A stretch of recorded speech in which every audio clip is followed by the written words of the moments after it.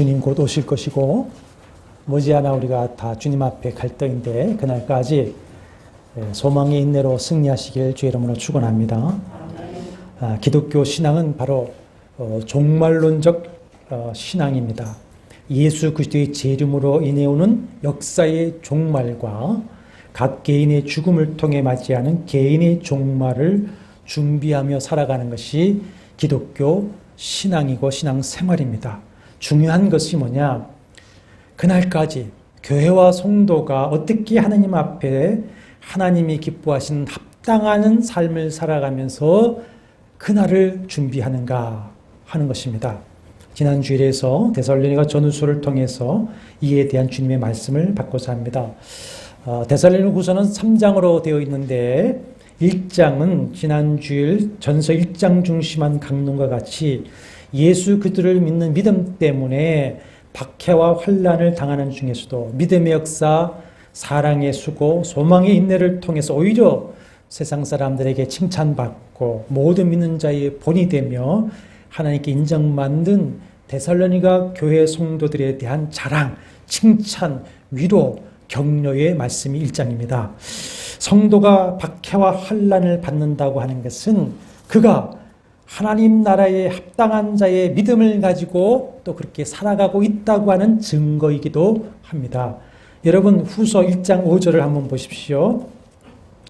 이는 하나님의 공의로운 심판의 표요 너희로 하여금 하나님의 나라에 합당한 자로 여김을 받게 하려 함이니 그 나라를 위하여 너희가 또한 뭘 받느니라? 고난을 받느니라 하시고는 6절과 12절에서 뭐라고 하시냐면 주께서 강림하셔서 그 성도에게 영광을 받으시고 영원한 안식으로 갚아주실 것이다 위로하고 격려하고 있습니다. 데살로니가 교회 성도들은 이 소망에 대한 확고한 믿음을 가지고 믿음의 역사, 사랑의 수고, 소망의 인내를 하는 모범적인 교회였던 것이었죠. 그러나 데살로니가 교회는 신생 이방인 교회였습니다. 바울이 전도로 설립되고 교회에 모이지만 바울 일행이 유대인의 박해를 피해 갈 수밖에 없었기 때문에 짧은 가르침으로 말미암아 몇 가지 특히 재림신앙에 대한 오해와 오류가 있었고 그래서 교회 안에 혼란이 있고 거짓 선지자들에게 미혹을 받아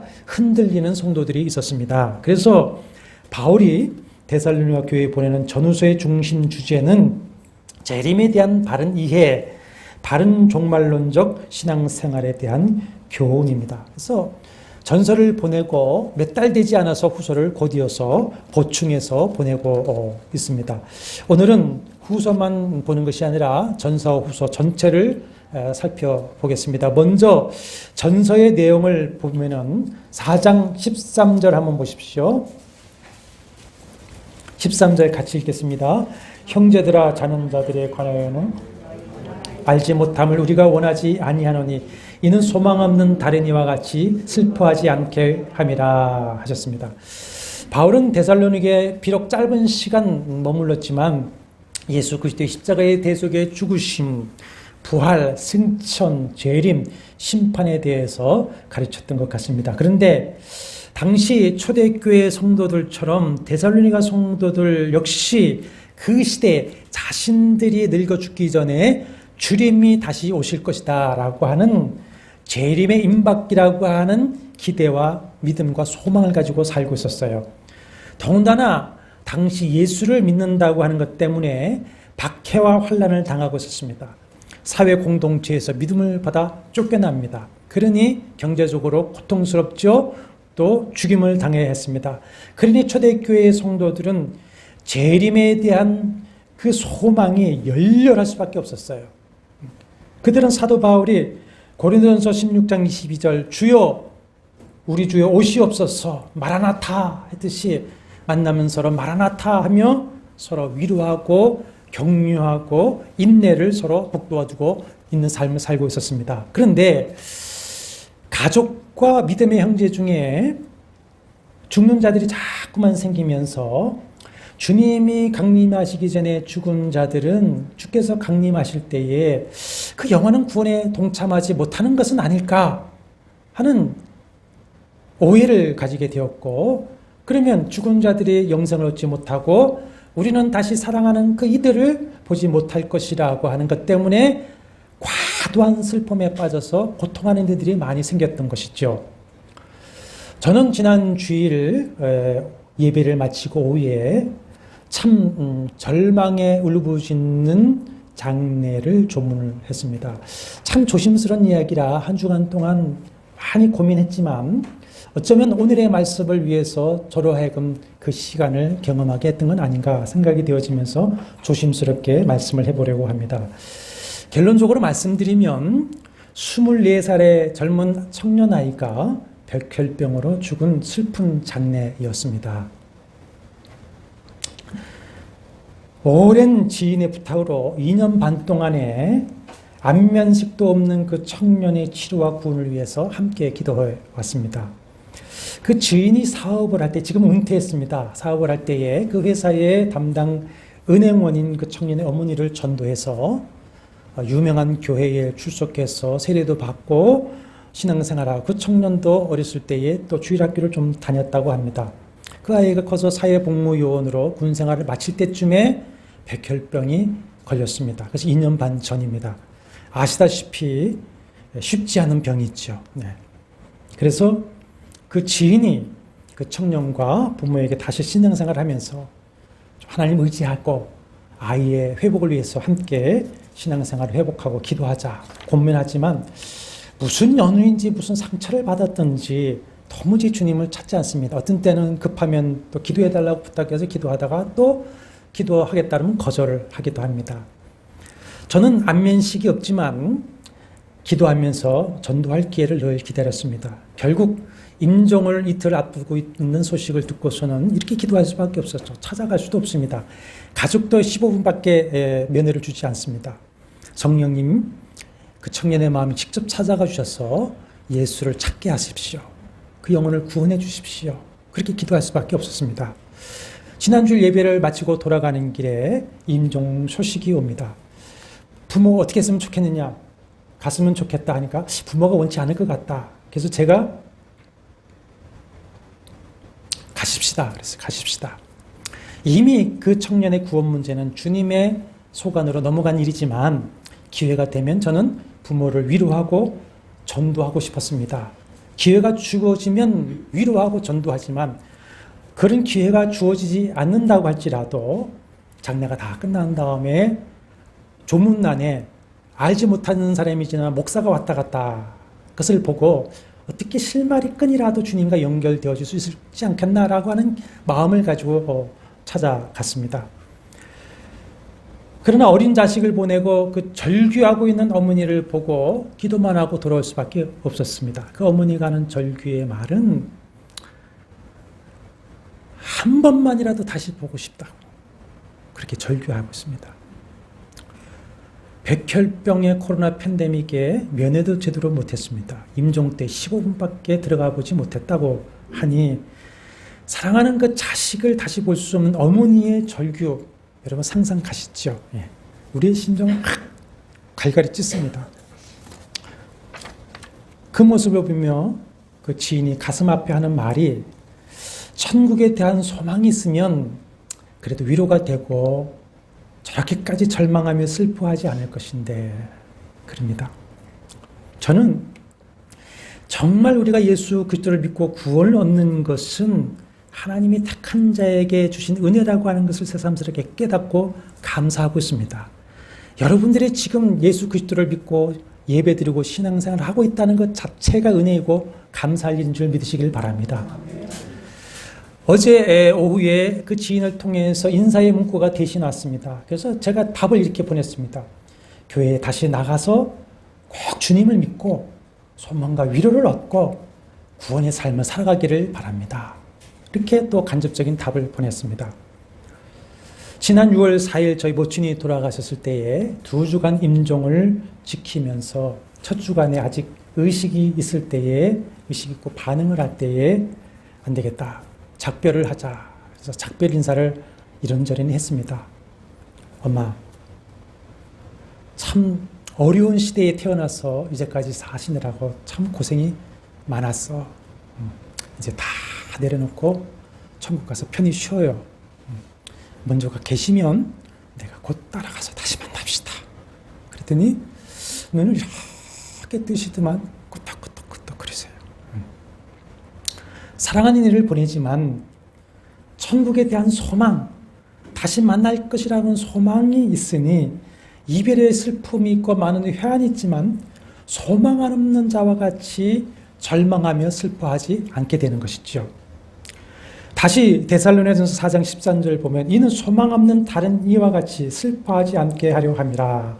그리고 14절에 보면은 원어에는 왜냐하면이라고 하는 원어가 붙어 있습니다. 사랑하는 이가 죽어도 믿는 자들은 왜 소망 없는 자들 같이 슬퍼하지 않게 되느냐. 14절 왜냐하면 우리가 예수께서 죽으셨다가 다시 살아나심을 믿을진데 이와 같이 예수 안에서 자는 자들도 하나님이 그와 함께 데리고 오시라.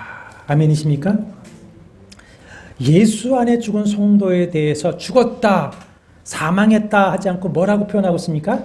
잔다 그렇습니다. 예수께서도 나사로의 죽음에 대해서 우리 친구 나사로가 잠들었다 했었습니다. 스데반 집사가 돌에 맞고 죽을 때에도 잔이라 했습니다. 고린도전서 15장 18절에 보면 그리스도 안에서 잠자는 자들이다 합니다. 죽음, 사망이라고 하는 것은 징벌적 용어입니다. 징벌적 용어입니다. 죄와 허물에 대한 하나님의 심판과 형벌로 죽음과 영원한 사망이 들어온 것이죠. 그러나 예수 그리스도께서 십자가에서 우리의 죄와 허물을 대신 지시고 죽으시고 사망에 이르렀다가 다시 사심으로 그를 믿는 성도는 죽어 사망에 이르지 아니한 형벌에서 구원을 받은 것을 믿으시길 바랍니다. 그래서 예수 그리스도 안에 있는 성도는 주 안에 천국으로 안식하러 가는 겁니다. 그렇기 때문에 뭐라고 표현합니까? 잔다, 잔이라. 그러면 잔다라고 하는 것은 반드시 또 뭐가 있는 겁니까? 깨어 일어나는 시간이 있는 것이죠. 주께서 그 잠을 흔들어 깨우는 시간이 온다. 그래서 보십시오.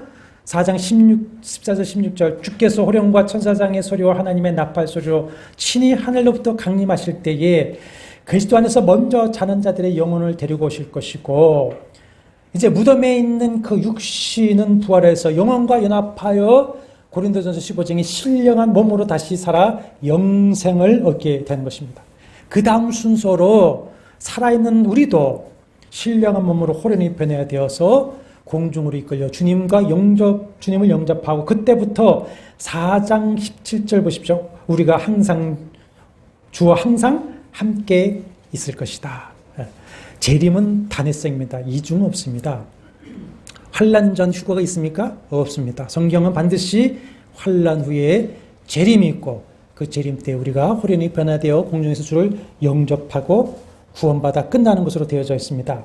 그때에 우리는 먼저 간 사랑하는 이들을 다시 반가이 만나서 함께 영원한 안식을 누리게 될 것을 믿으시길 바랍니다.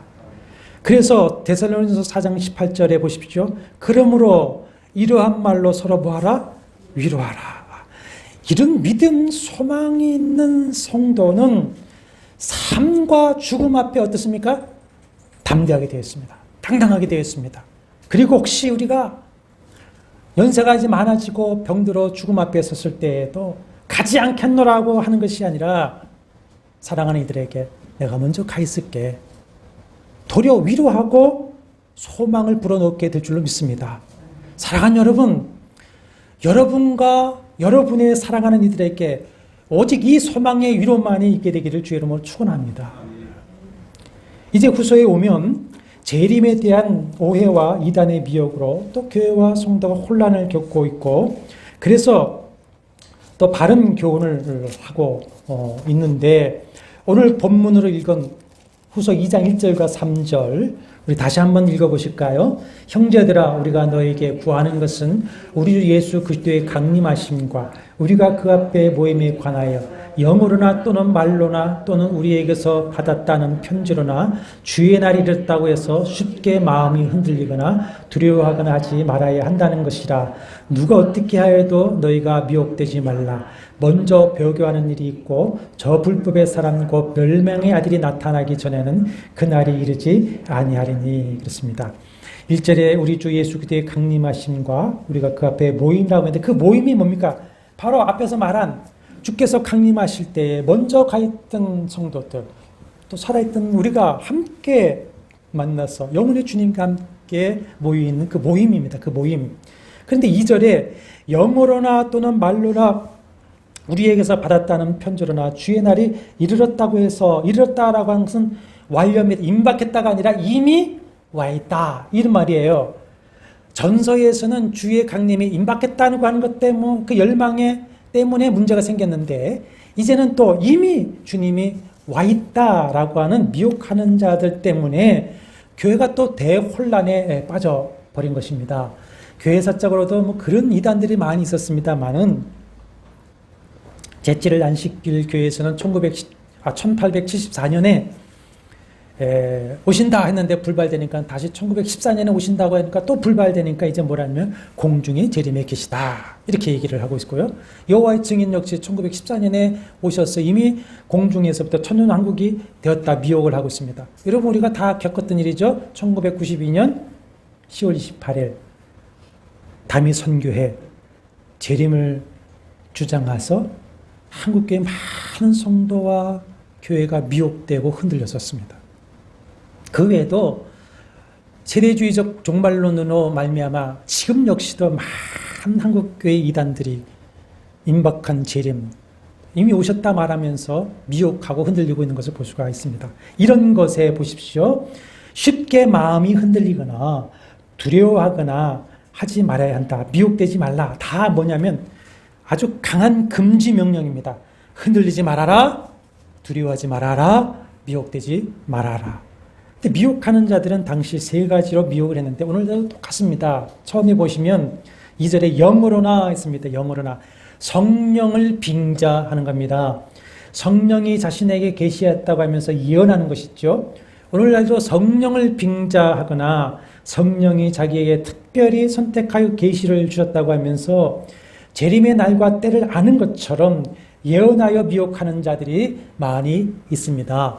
여러분, 지금 감옥에 있는 이재록 이단은 주님께서 그날과 그때는 모른다고 하셨지, 그러면 그 해와 달은 알 수 있는 거 아니냐, 이렇게 장난질을 했습니다. 그러나 데살로니전서 5장 1절과 주님의 사도행전 1장 7절에 때와 시기라고 하는 말은 헬라 원어로 보면 크로논, 카이론, 복수인데, 크로논이라고 하는 건 정해진 이 세월의 연대, 카이로는 특정한 결정적 시기들입니다. 모든 시간을 포함한 것이 다른 것이 아닙니다. 무지에서 그런 미혹에 빠지고 있는 것이죠. 그래서 요한일서 4장 1절에 사랑하는 자들아 영을 다 믿지 말고 오직 영들이 하나님께 속하였나 분별하라. 많은 거짓 선지자가 세상에 왔습니다. 요한일서 4장 3절에 적그리스도의 영, 미혹의 영을 말씀하고 있습니다. 제가 늘 반복해드리는 말씀이 있습니다. 하나님의 성령은 말씀의 영입니다. 성경의 저자이십니다. 아멘이십니까? 말씀을 주신 분이요, 말씀의 영이십니다. 그 성령 하나님은 자신이 하신 말씀과 다른 말을 한다든지 그 성경을 넘어설 수 있습니까? 없습니까? 없습니다. 다른 말을 할 수가 없습니다. 변개할 수가 없습니다. 자기가 한 말씀을 어길 수가 없습니다. 그렇다면 그 영은 성령이 아닙니다. 디모데후서 3장 15절과 17절에 말씀대로 성경은 하나님의 감동으로 기록된 것으로서 우리가 구원에 이르는 지혜와 우리가 온전하게 되는 일에 충분합니다. 제가 골로새서를 강론하면서 주 예수 그리스도로 충분하다라고 말씀을 드린 것처럼 성경으로 충분합니다. 아멘이십니까? 성경으로 충분합니다. 근데 미혹하는 자들은 할 수만 있으면 택하신 자들도 미혹하여 넘어뜨리라고 성령을 빙자해서 예수로 부족하고 성령으로 부족하다고 주장하면서 계시를 말하고 다른 보충 구원자를 내세웁니다. 여러분, 그 누구라도 성령을 빙자하거나 계시를 빙자해서 성령을 넘어가는 말을 하거나 구원과 경건에 대해서 새로운 계시를 말한다든지 재림의 때와 시기를 안다고 예언하면은 그 사람은 미혹의 영이요 적그리스도의 영이며 이단입니다. 이단. 주님께서도 그 날과 그때는 아무도 모르나니 하늘의 천사도 아들도 모르고 오직 아버지만 아시느니라. 승천하시려는 주님의 옷자락을 붙들고 묻는 제자들에게 때와 시기는 아버지께서 자기의 권한에 두셨으니 너희는 알 바가 아니다 라고 하셨어요. 그래서 사도 바울도 데살로니가 5장 1절에 형제들아 때와 시기에 관해서 너희에게 쓸 것이 없다. 주의 날이 밤에 도적같이 이룰 줄 안다. 그러므로 결단코 미혹되지 말라. 이렇게 단언을 해버립니다. 그러기 위해서 우리가 이 말씀을 잘 배우셔야 되고 말씀으로 분별할 능력을 갖추셔야 하는 것입니다. 둘째로 2장 2절에 보면 말로 하는 거짓에 미혹되지 말라 했습니다. 바울을 만나 내가 바울과 대화하고 바울이 말한 것이라면서 거짓말로 속이고 미혹하는 자들이 있었던 것이죠. 지금도 보십시오. 자기 말을 하면서도 누가 그랬다더라. 다 그런다더라. 여론이다. 이러면서 거짓말로 자기 목숨을 채우려는 자들이 얼마나 많이 있습니까? 다 분별이 되면서도 너 거짓말이지 라고 못할 뿐이죠. 일찍이 예수께서도 너희가 사람의 미혹을 받지 않도록 주의해라. 그때의 사람이 너에게 말하되 보라 그리스도가 여기 있다 혹은 저기 있다 해도 믿지 말라. 아무리 사회적으로나 교회 공동체에서 존경받고 신뢰받는 사람이라 할지라도 그가 성경과 다른 말을 한다고 하면은 그 말을 물리치시고 미혹되지 마셔야 됩니다. 셋째, 2장에 또 보면은 2장 2절에 우리에게서 받았다는 편지로나 미혹되지 말라 했습니다. 바울과 다른 사도들 역시 그 당시 교회와 성도들에게 뭘로 보내는 겁니까? 말씀을 서신 형태로 글로 보냈습니다. 그런데 거짓 선생들, 선지자들이 이것이 바울의 편지야, 이게 사도의 편지야, 거짓 편지를 만들어서 성도들을 미혹을 하고 있었습니다. 그래서 우리 후서 3장 17절, 18절 보십시오. 마지막 절에 나 바울은 친필로 문안하노니 이는 편지마다 표시로서 이렇게 쓰노라. 우리 주 예수 그리스도의 은혜가 너희 무리에게 있을지어다. 표시라고 하는 말은 오늘날의 서명, 사인과 같은 겁니다. 바울은 눈이 많이 안 좋았습니다. 그래서 늘 구술을 하고 서기가 대피를 했는데 마지막에는 꼭 큰 글씨로 자필로 사인을 한다든지 마지막 인사를 해서 자기의 글씨 내용, 자기의 서신인 것을 확정해 주었습니다. 그러니까 다르죠. 글씨가 다릅니다. 누구나 고유의 필체가 있습니다. 고유의 사인이 있습니다. 그래서 사도 바울의 서신을 보면 모두가 끝에 무슨 인사로 끝나냐면 주 예수 그리스도의 은혜가 너에게 있을지어다. 이렇게 끝나면 그것을 자필로 크게 썼어요. 그 글씨를 보면 이거 사도 바울의 글이다 라고 하는 것을 확인할 수가 있었던 것이죠. 그런데 그 바울의 서신들, 사도의 서신들은 오늘날 뭡니까? 우리가 받는 성경입니다. 아멘이십니까? 성경입니다. 미혹하는 자들은 전혀 다른 책을 가지고 미혹하는 것이 아니라 이 성경을 오용하거나 자의적으로 해석해서 미혹하는 겁니다.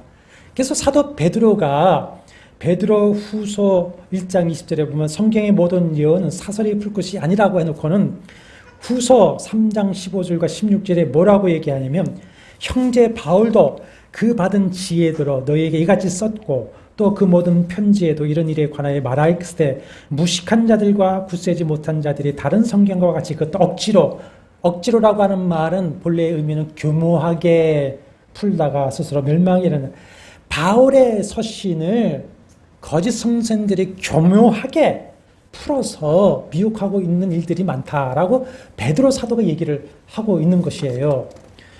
거짓 선지자, 적그리스도 이단들, 미혹하는 자들은 에덴 동산에서 뱀이 아담과 하와를 미혹할 때처럼 말씀을 하면서도 말씀을 어떻게 합니까? 교묘하게 가감해서 미혹을 합니다. 전혀 딴 얘기하면 분별하죠. 근데 진리에다가 거짓을 섞는 겁니다. 그러므로 우리가 진리의 말씀을 참 바르게 배워서 그 말씀에 굳건하게 서야 되는 것이고 아무리 사회적으로나 교회적으로 신뢰할 만한 사람일지라도 성경과 달리 말한다면 분별해서 절대로 그것을 받아 미혹되지 마시기를 바랍니다. 또 미혹하는 자들은 데살로니가서 2장 9절 이하에 보시면은 사탄의 활동을 따라 모든 능력과 표적과 거짓 기사, 기적과 불의의 모든 속임으로 11절에 미혹의 역사를 일으키고 있습니다. 이 사람들은요, 어떤 영적인 현상이라든지 능력과 표적과 기적이 일어나면 보이면 무조건 믿으려고 하는 어리석은 것들이 다 있습니다. 그러나 그 모든 것들은 말씀으로 분별을 해야 합니다. 그래야 미혹되어서 주님이 우리에게 주신 이 구원과 축복의 삶을 노략질 당하지 않게 될 것입니다. 그래서 바울은 성령의 계시를 따라서 바른 재림관을 가르쳐주고 있는데, 첫째는 데살로니가전서 4장과 5장에서는 예수께서 마태복음 24장을 집에 가서 읽어보시면 주님이 하신 말씀과 그대로 겹쳐지게 되는데, 주의 강림은 주께서 호령과 천사장의 소리와 하나님의 나팔 소리로 친히 하늘로부터 강림하시면서 성도들을 공중으로 모으실 것이기 때문에 인자가 구름을 타고 능력과 큰 영광으로 오는 것을 땅의 모든 민족들이 볼 것이다 그랬어요. 지구가 아무리 둥글어도 주님은 온 우주보다 크신 분이기 때문에 다 보게 되어 있습니다. 주님의 강림은 공개적입니다. 공개적인 겁니다. 그러므로 주님이 뭐 공중에 계시다, 여기 있다, 저기 있다 하는 말에 미혹되지 말라. 둘째, 데살로니가서 2장 3절에 보시면 누가 어떻게 하여도 너희가 미혹되지 말라. 먼저 뭐 하는 일이 있습니까? 배교하는 일이 있고 저 불법의 사람과 멸망의 아들이 나타나기 전에는 그날이 이르지 아니하리라. 먼저 배교하는 일이 있다. 한두 사람씩 우리 주변에도 교회를 떠나고 주님을 대적하며 배교하는 자들이 있습니다. 그러나 여기서 말하는 것은 대대적이고 조직적으로 교회를 떠나고 하나님을 대적하는 세계적인 현상들이 일어나게 될 것이다. 여러분 2년 7개월의 코로나 팬데믹에서 우리는 이 현상들을 많이 보고 있습니다. 아주 대대적으로 주님을 대적합니다. 이 배교의 주체는 누구냐? 불법의 사람입니다. 불법의 사람. 불법의 사람은 누구냐? 적그리스도 한 사람이 아닙니다. 적그리스도인데 적그리스도는 한 사람이 아니라 그 시대를 따라 적그리스도들이 다양하게 나타나게 되어져 있습니다. 적그리스도는 사탄이 아닙니다. 9절의 말씀 보시면 사탄의 활동을 따라 했습니다. 이 사탄의 활동이라는 것은 사탄의 영인, 악한 영인 사탄의 내적 조종을 받아서입니다. 그래서 세 번역에는 사탄의 작용에 따른 것인데, 사탄의 내적 조종을 받아서 사탄의 작용에 의해서 모든 능력과 표적과 거짓 기적과 불의 모든 속임과 말과 거짓 예언과 성경을 오용을 통해서 성도들을 바른 믿음에서 떨어지게 하고 하나님을 대적하는 자로 만들어 가고 있습니다. 또 세상의 지혜나 시대의 사상을 통해서 하나님의 말씀의 법을 대적해서 무너뜨립니다. 상대주의적인 사상을 가지고 성경의 권위를 무너뜨립니다. 세상과 성도들을 미혹하고, 한편으로는 또 이 적그리스도들은 권세나 경제적인 힘을 가지고 통제하고 자신들을 그 당시 로마 황제처럼 하나님이라고 내세우며 자기들을 섬기고 배교하고 대적하게 만드는 자들입니다. 후서 2장 5절에 보면은 데살로니가 교회들은 바울의 가르침 때문에 이미 그 시대의 이 불법의 사람이 누군지 알고 있습니다. 그 당시 황제였겠지요. 그러나 데살로니가서 2장 3절에 보면 이 불법의 사람은 곧 누굽니까? 멸망의 아들이다. 사탄의 아들이거나 멸망당할 자입니다. 그래서 8절에 보면 이 불법의 사람은 주께서 강림하실 때 주께서 어떻게 하십니까? 죽이시고 패하신다 그랬습니다. 10절과 12절에는 이 불법의 사람에게 미혹되어서 진리를 믿지 않고 거짓을 믿고 불의를 좋아하는 자는 구원함을 받지 못하고 심판을 받게 될 것이다. 이렇게 말씀을 하고 있어요. 계시록 20장 7절 이하 보면은 미혹하는 마귀, 거짓 선지자, 또 그를 따르는 모든 자들은 주께 심판을 받아서 둘째 사망인 불못에 던져진다. 이렇게 말해요. 그것이 주께서 오셔서 그들을 죽이시고 패하신다는 말씀이에요. 그러므로 어떻게 한다는 것이냐? 전후서를 통해 간단하게 설명을 해보겠습니다. 데살로니가서 2장 22절에 보면 하나님께 합당하게 행하라. 합당하게 행하라. 4장 1절에서도 하나님이 기뻐할 수 있도록 힘써 행하라. 이렇게 말씀하고 있습니다. 어떻게 행해서 하나님이 기뻐하시는 삶을 살 것이냐? 첫째는 잘 들어보십시오. 데살로니가서 3장 15절에 보면은 한번 보시면 그러므로 형제들아 굳건하게 서서 말로나 우리의 편지로나 가르침을 받는 전통을 지키라. 이 전통이 뭐냐? 사도들의 전통입니다. 사도의 전통은 오늘날 뭡니까? 기록된 이 성경 말씀입니다. 이 말씀에 어떻게 해? 굳건하게 서라. 이 말씀을 지켜라. 명령입니다. 너희들이 말씀에 쓰고 굳건하게 지켜야만 한다는 거예요. 그래야 미혹당하지 않는다는 거예요. 둘째로는 데살로니가전서 3장 이하에 보면은 하나님의 뜻은 이것이니 너희의 거룩함이라. 거룩함이라. 항구 도시입니다. 또 잘못된 종말론에 빠지면 극단적이게 됩니다. 하나는 금욕주의로 치닫든지 아니면 완전히 쾌락주의로 치닫게 되는데 그들은 일부들은 방탕에 빠지고 만 겁니다. 그래서 너희가 이방인의 때의 음란과 정욕을 버리고 거룩한 삶을 살아라. 거룩해라. 셋째는 데살로니가서 4장 9절과 10절에 보시면 형제를 더욱 사랑하라 합니다. 넷째로 이게 참 이 데살로니가서의 중요한 내용인데 일상생활에 근면성실 충실하라. 일상생활을 어떻게 하라고요? 근면성실 충실하라. 전서 4장 11절과 12절, 후서 3장 6절과 12절에 보면은 임박한 재림의 종말 믿는 자들이 또 주님 오셨다고 하니까 이제 내가 뭐 더 일해서 뭐 하냐, 그쵸? 내일 오시는데 오늘 오셨다고 그러는데 뭐 나가서 일을 하느냐. 일상생활을 버리고 생업을 위한 일도 하지 않고 괜히 형제들에게 얻어먹음을 신세지면서도 데살로니가서 3장 11절에 보면 게으르게 행하여 일하지 아니하고 오히려 일만 만들기만 하는 자들이 있다라고 아주 강한 어조로 책망하면서 일하기 싫어하거든 먹지도 말게 하라. 조용히 자기의 양식을 먹게 하라. 순종하지 아니하거든 사귀지도 말고 부끄럽게 하라. 조용히 자기 일을 하고 너희 손으로 일하기를 힘쓰라. 여러분 성경에서는 재림을 기다리며 준비하느라고 특별한 삶을 살아야 된다고 말씀하지 않습니다. 생업을 포기한다든지 사회를 떠나서 어떤 집단 생활을 해야 한다고 말씀하지 않습니다. 예배와 기도 생활만 해야 된다고 말씀하지도 않습니다. 그렇게 보면 스피노자는 바른 종말관을 가지고 있죠. 뭐라고 했습니까? 내일 주의 종말이 온다고 하더라도 나는 뭐 하겠다? 사과나무를 하시기로 심겠다. 주의 강림이 언제인지 모릅니다. 솔직히 오늘 저녁에 오실든지 모릅니다. 또 우리가 내일 주님 앞에 갈지 모릅니다. 그러나 그럼에도 불구하고 오늘 나에게 주어진 신앙의 책임, 나에게 주어진 삶의 책임을 성실하고 근면하게 충성스럽게 다하는 것입니다. 그것을 보여준 한 예화가 있어요. 주님이 하신 예화인데 마태이 24장 42절 이하에 보면은 주님께서 이렇게 말씀을 하고 계세요. 그러므로 깨어있으라. 어느 날에 너희 주가 임할는지 너희가 알지 못함이라. 44절 이러므로 너희도 준비하고 있으라. 생각하지 않을 때 인자가 오리라 하시고는 뭘 얘기하냐면 충성되고 지혜 있는 종의 비유를 배워라 하시는데 마태이 24장 45절 46절에 뭐라고 말씀하시냐면 충성되고 지혜 있는 종이 되어 주인에게 그 집 사람들을 맡아 때를 따라 양식을 나눠줄 자가 누구냐. 잘 들읍시다. 그 다음에 중요합니다.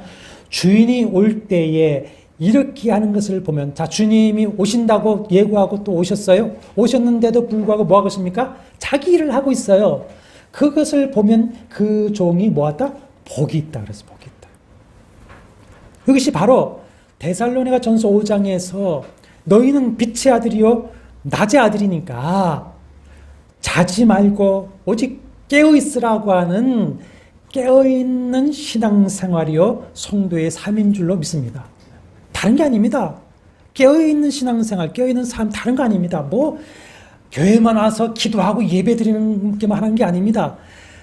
여전히 예배하고 기도하고 여전히 일상에서 자기에게 주어진 삶을 충실하게 살아가는 것, 그것이 빛의 아들이고 낮의 아들로 살아가는 거예요.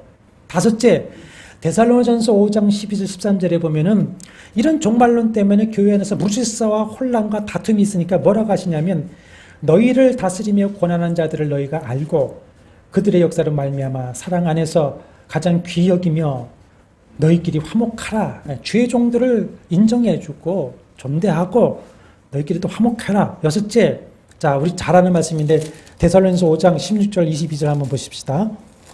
함께 같이 읽겠습니다. 항상 기뻐하라, 쉬지 말고 기도하라, 범사에 감사하라, 이것이 그리스도 예수 안에서 너희를 향하신 하나님의 뜻이니라. 성령을 소멸하지 말며 열을 멸시하지 말고 범사에 하려 좋은 것을 취하고 악은 어떤 모양이라도 버리라. 자, 이렇게 하나님 앞에 합당한 삶을 사면 살전 5장 22절 23절에 보면 평강이 하나님께서 친히 너희를 온전히 거룩하게 하시고 또 너희 온 영과 혼은 목숨입니다.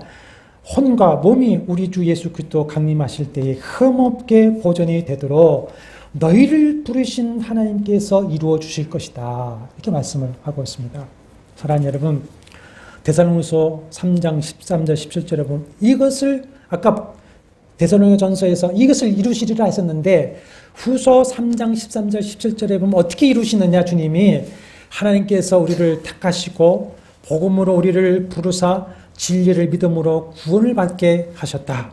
성령으로 거룩하게 하시고 말씀으로 굳건하게 하시고 우리를 사랑하시고 영원한 위로와 좋은 소망으로 은혜 주시며 우리를 위로해 주신다. 이렇게 말씀을 하고 있습니다. 사랑하는 여러분, 이 하나님의 사랑과 신실하심을 굳게 믿으시고 오직 이 말씀에 굳건하게 서셔서 성령을 의지하시고 거룩한 삶을 내 삶의 일상에서 하루하루 충성스럽게 살아가시길 바랍니다.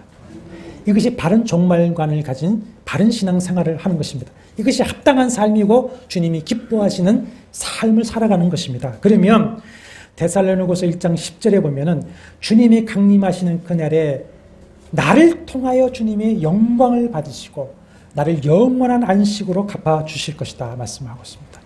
이 소망을 굳게 붙잡으시고 믿음의 역사, 사랑의 수고, 소망의 인내로 승리하시면서 주님 언제 오실는지 모르지만 언제 주님 앞에 설 때에 우리가 칭찬과 상급받는 여러분과 저와 우리 교회 되시기를 주의 이름으로 축원합니다. 주님 오늘 말씀이 우리 안에 늘 역사하여 주셨어. 주님 언제 오실는지 언제 주님 앞에 우리가 부름을 받을지 모르지만 그 시간까지 주님이 기뻐하시는 합당한 삶을 살도록 저희들을 도와주시옵소서. 믿음에 충성하고 삶에 성실하게 하여 주시고 사랑하게 하시고 인내하게 하여 주시옵소서. 우리 성도들의 가정에 난 이 소망과 위로만 있게 하여 주시옵소서. 한 주간 동안도 말씀 붙들고 승리하게 하여 주시옵시고 이 더운 여름철에 사랑하는 성도들의 건강을 지켜주시고 이 어려운 시절에 가정들을 보호하여 주시며 특별히 자녀들의 직장과 사업장, 일터에 함께 하시고 도와주시옵소서. 이 땅에 하나님 나라 회복을 주시옵소서. 부흥을 허락하여 주옵소서. 저희들을 주님 앞에 헌신하오니 하나님 나라 부흥을 위해서 사용하여 주시옵소서. 예수님의 이름으로 간절히 기도하옵나이다. 아멘.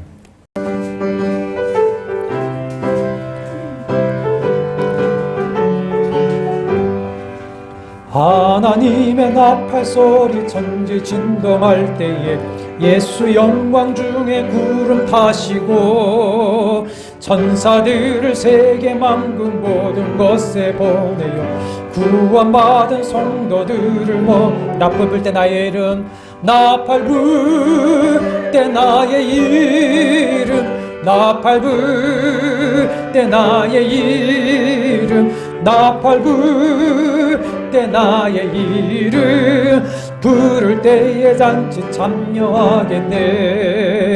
무덤 속에 잠자는 자 그때 다시 일어나 영화로운 부활 승리 얻으리.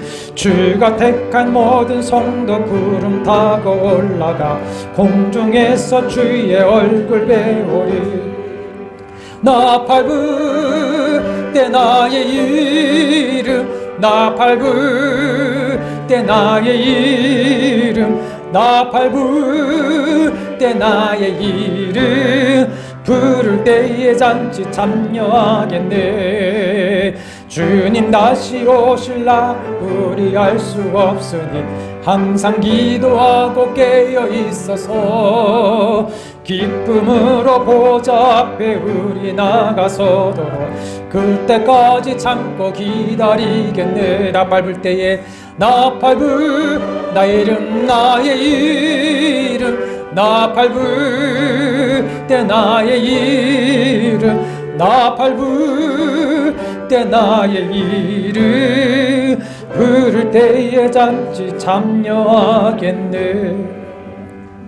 주 예수 그리스도의 은혜와 하나님의 사랑과 성령의 교통하심이 너희 무리와 함께 있을지어다. 아멘.